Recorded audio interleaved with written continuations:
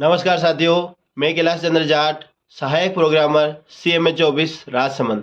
आज आपके सामने विकलांग व्यक्तियों से संबंधित जो ये डिसेबिलिटी पोर्टल आपके सामने दिखाई दे रहा है, इससे संबंधित कुछ वीडियो और कुछ अपडेट लेके आया हूँ।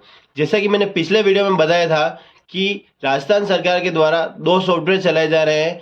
एक तो SSO ID के माध्यम से चलाया जा रहा है और एक जो स्वावलंबन पोर्टल है जो पूरे भारत में चल रहा है वो चलाया जा रहा है। तो अब हम भी राजस्थान वाले भी स्वावलंबन पोर्टल पे काम करेंगे, यानी कि पूरे भारत में जो पोर्टल चल रहा है उसी पोर्टल पे काम करेंगे। तो यहाँ पर आज मैं आपको बताने वाला हूँ किस तरह से हम लॉगिन कर सकते हैं। देखिए यहाँ पे 3 ऑप्शन दिखाई दे रहे हैं। लॉगिन, पहला जो ऑप्शन आ रहा है लॉगिन, ये कैंडिडेट के लिए है। जब वो रजिस्टर्ड करता है, कैंडिडेट कभी भी रजिस्टर्ड पे क्लिक करके अपनी एप्लीकेशन भर लेता है, जैसे नाम वगैरह ये सारी डिटेल ये भरने के बाद वो सबमिट कर देता है तो उसका एक आईडी पासवर्ड जनरेट हो जाता है। वो आईडी पासवर्ड से वो लॉगिन कर सकता है। तो ये लॉगिन आईडी जो है उसके है, कैंडिडेट के खुद के हैं। और दूसरा होता है डिपार्टमेंट यूजर लॉगिन।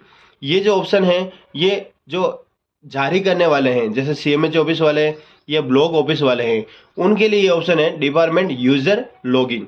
तो रजिस्टर्ड करने के बाद कैंडिडेट जैसे ये फार्म सबमिट कर देता है तो सबसे पहले ये फार्म आता है CMH ऑफिस के पास। तो CMH office department user login के माध्यम से लॉगिन कर लेंगे और लॉगिन करने के बाद वो इस एप्लीकेशन पे कैसे प्रोसेस करेंगे, क्या इसका प्रोसेस रहेगा, वो मैं आगे बता देता हूँ। पहले अपन क्या करेंगे, डिपार्टमेंट यूजर लॉगिन कैसे करते हैं। मतलब जैसे राजस्थान के अंदर जितने भी CMH ऑफिस हैं, जितने भी ब्लॉक ऑफिस हैं, PMO हैं, उनको पहले ये लॉगिन आईडी बना के दी जाएगी। और वो लॉगिन आईडी क्या होगी, जैसे इस पर क्लिक करेंगे तो सबसे पहले उनकी जो मेल आईडी होगी, जो ऑफिशियली मेल आईडी है, वो उनकी लॉगिन आईडी होगी और पासवर्ड उनका जो होगा वो मेल आईडी पर आएगा। जैसे मैं इस पर क्लिक कर लेता हूँ, यहाँ पे मैंने जैसे एक मेल आईडी लिख दी, मैंने अपने CMHO की लिख दी, CMHO-RAJ-RJ, ठीक है। ऐसे मैंने ये मेल आईडी लिख दी। अब इसका पासवर्ड के लिए क्या करना पड़ेगा, कुछ नहीं, इसी मेल आईडी को कॉपी कर लो, फॉरगेट पासवर्ड ऑप्शन आएगा, इस पर क्लिक कर लो और यहाँ पे आप मेल आईडी डाल के और गेट पासवर्ड पे क्लिक कर लो। सभी को यही करना है फर्स्ट बार के अंदर। तो जैसे ही वो गेट पासवर्ड करेंगे तो अपनी जो मेल आईडी होगी उस पर एक लिंक आ जाएगा, स्वावलंबन पोर्टल के द्वारा एक लिंक भेजा जाएगा। उस लिंक पे क्लिक करेंगे तो वहाँ पर अपनी मेल आईडी का पासवर्ड पूछा जाएगा। जैसे Gmail की आईडी है तो Gmail आईडी का पासवर्ड क्या है वो हम वहाँ पे डाल लेंगे। पासवर्ड डालने के बाद आपके आईडी पासवर्ड जनरेट हो जाएंगे। उसके बाद आप क्या करेंगे, लॉगिन पे आ जाएंगे। यहाँ पे आप लॉगिन डालेंगे, पासवर्ड डालेंगे, कैप्चा डालेंगे और लॉगिन पे क्लिक करेंगे। ध्यान ये रखना है कि जैसे हम लॉगिन पे क्लिक करेंगे तो सबसे पहले जो हमारे अधिकारी हैं, जैसे PMO साहब हैं, BCMO साहब है, CMHO साहब है, उनके मोबाइल नंबर हम वहाँ पे ऐड करके रखेंगे। तो उनके मोबाइल पे OTP आएगी और ये OTP 24 घंटे तक वैलिड रहेगी। यानी कि जैसे आज सुबह अपन ने लॉगिन किया तो कल सुबह तक ये लॉगिन रहेगा। 12 बजे के बाद से वापस इनके लॉगिन के लिए OTP चाहिए, ठीक है। तो ये तो हो गया प्रोसेस लॉगिन। अब लॉगिन करने के बाद किस तरह से हमें काम करना है वो प्रोसेस मैं बता देता हूँ। देखिए ये मैं अपना ID पासवर्ड डाल रहा हूँ, ये मैंने ID पासवर्ड और कैप्चा डाल के लॉगिन कर लिया। अब लॉगिन करने के बाद मोबाइल नंबर पे OTP जाएगा, लेकिन फर्स्ट बार लॉगिन करने पर ही जाएगा। अब नेक्स्ट बार में आपको डालने की ज़रूरत नहीं है। आपने ID पासवर्ड डाला है 24 घंटे के अंदर अंदर वापस, तो बिना OTP के आपके ये पासवर्ड खुल जाएगा, डैशबोर्ड आ जाएगा। अब अपने को क्या करना है, सबसे पहले जैसे CMHO स्तर का मैं कार्य बता देता हूँ। CMHO स्तर पे जो एप्लीकेशन सबमिट होके आती है वो यहाँ पे आपको दिखाई देती है PWD एप्लीकेशन के अंदर। व्यू ऑल PWD एप्लीकेशन पे जाएंगे आप तो यहाँ पर आपको सारी एप्लीकेशन दिख जाएगी। जैसे मेरे आईडी पे अभी 13,000 आईडी अब तक आई हुई है। अब अपने को इनको वेरीफाई करना है, तो वेरीफाई के लिए कितनी पेंडिंग है, वेरीफाई एप्लीकेशन पे जाना है। ये देखिए यहाँ पे 90 एप्लीकेशन पेंडिंग आ रही, संख्या ऑटोमेटिक यहाँ टॉप ही टॉप पर दिखाई दे रही है। 90 एप्लीकेशन CMHO स्तर पर आ चुकी है। इसको आप डेट वाइज फिल्टर कर सकते हैं। रिसीव्ड डेट जैसे 2024 के अंदर 26 फरवरी 2024 को एक एप्लीकेशन आई थी ना है। ये जो एप्लीकेशन है ओल्ड एप्लीकेशन है जो पुराना सॉफ्टवेयर पे चल रही थी, इसको अपन सेंड बैक भी कर सकते हैं। अब 1 मार्च 2024 के बाद है, इस पर अपने को कार्य करना है। तो यहाँ पर 1 मार्च 2024 के बाद अगर कोई एप्लीकेशन आई है तो उसको अपन वेरीफाई पे क्लिक कर लेंगे। वेरीफाई पे क्लिक करने के बाद उसकी पूरी डिटेल अपने सामने खुल जाएगी। आपको मेन चीज़ जो इसमें चेक करनी है वो आपको देखना है उसका एड्रेस प्रूफ उसने बराबर लगाया है या नहीं, और दूसरी चीज़ आपको आईडी प्रूफ चेक करनी है।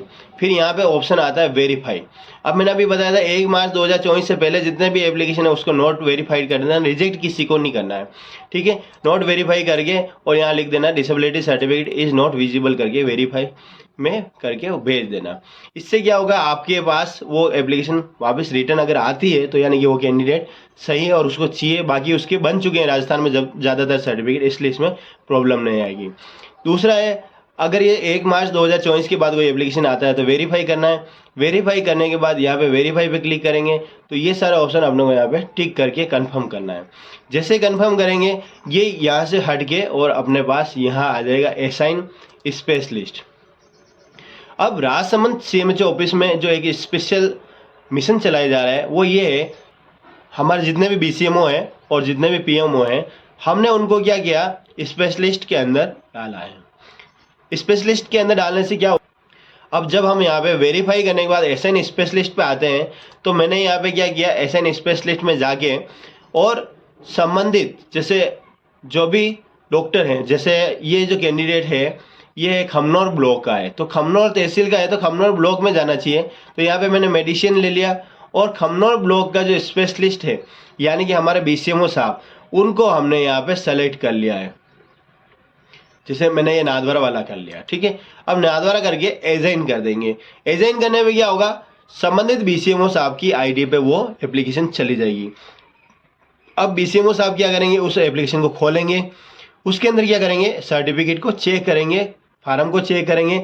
जैसा कि मैं आपको बता देता हूँ, हमने राजसमंद में एक नई स्कीम चालू कर रखी है जो पहले चलती थी और सब जने उसका यूज़ भी करते थे, वो है मेडिकल बोर्ड द्वारा जारी सर्टिफिकेट।